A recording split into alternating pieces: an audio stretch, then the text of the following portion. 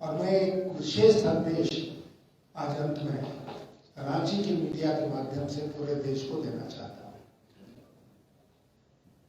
आप जानते हैं कि राष्ट्रपति का पद संविधान में सर्वोच्च पद है।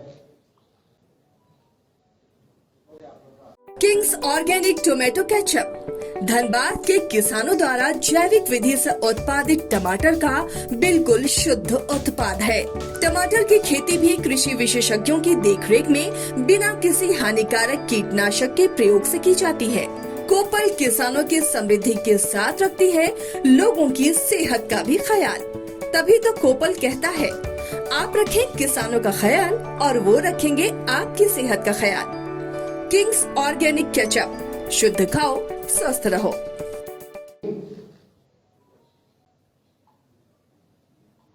और हर 5 साल पर उसके चुनाव होते हैं।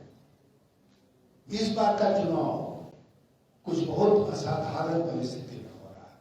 मैंने स्वयं भी कल्पना नहीं की थी जब मुझे विपक्षी दलों ने अपना साझा उम्मीदवार बनाया और मैंने स्वीकार किया, तो मैंने भी कल्पना नहीं की थी कि ये चुनाव जो है मेरे दृष्टिकोण से एक अभियान का रूप लेगा। लेकिन वही हुआ और जहां जहां मैं गया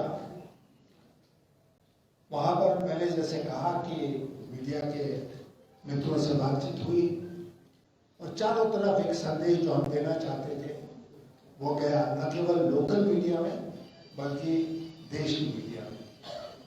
संदेश क्या है? संदेश ये है कि हमारे देश की स्थिति दिन प्रतिदिन बद से बदतर होती जा रही है। जब हमने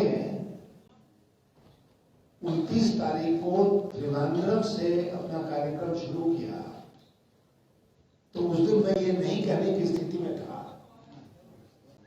इतना कह सकता था कि प्रजातंत्र खतरे में है, लेकिन प्रजातंत्र देश में समाप्त प्राय हो रहा है, ये मैं आज रांची में कह सकता हूं, त्रिवेंद्रम में 29 तारीख को नहीं कह सकता था। और जब मैं कहता हूं कि समाप्त प्राय हो गया, तो मेरा अभिप्राय उन सरकारी पार्लियामेंट्री आदेशों से है जो कल परसों के बीच में पारित हुई। आप सब अवगत हैं कि 2 डेवलपमेंट हुआ। एक तो ये हुआ कि संसद में बोलते समय कौन कौन के से शब्द अनपार्लियामेंट्री माने जाएंगे, इसकी एक सूची सर्कुलेट कर दी गई। और वो कितना हास्यास्पद है वो आप भी उतने ही वाकिफ हैं जितने हम वाकिफ। आप वहां पर खड़े होकर नहीं कर सकते हैं कि सरकार में कमी है, सरकार भ्रष्ट है, क्योंकि ये सब अनपार्लियामेंट्री हो गया। तो इसका मतलब ये हुआ कि न केवल सत्ता पक्ष के लोग, वो तो पहले से करते आ ही रहे हैं, बल्कि जो विपक्ष के संसद सदस्य हैं उनसे भी यही उम्मीद की जाती है सरकार के द्वारा कि वो सरकार का स्तुतिगान करेंगे, सरकार की शिकायत नहीं करेंगे, क्योंकि जहां उन्होंने सरकार की शिकायत शुरू की तुरंत आसन से निर्देश आ जाएगा कि आपका ये शब्द अनपार्लियामेंट्री है, ये शब्द अनपार्लियामेंट्री है। और मान लीजिए कोई धारा प्रवाह बोल रहा है और हर वाक्य में आप उसको टोकिए कि ये अनपार्लियामेंट्री है, ये अनपार्लियामेंट्री है, तो फिर वो बोल कैसे पाएगा, अपनी बात रख कैसे पाएगा। संसद के अंदर जो चर्चा हो रही है उस पर इस प्रकार का प्रतिबंध है। दूसरी बात, संसद के ठीक बाहर, लेकिन संसद परिसर में आज तक यह अधिकार था राजनीतिक दलों का, यह अधिकार था संसद सदस्यों का कि वो आके बाहर विरोध करें। कई बार ऐसा हुआ कि हाउस में विरोध हुआ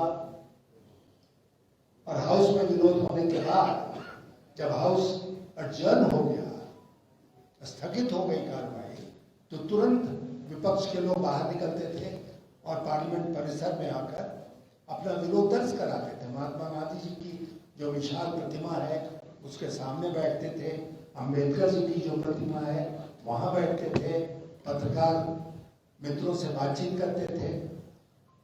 अब आप ऐसा नहीं कर सकते।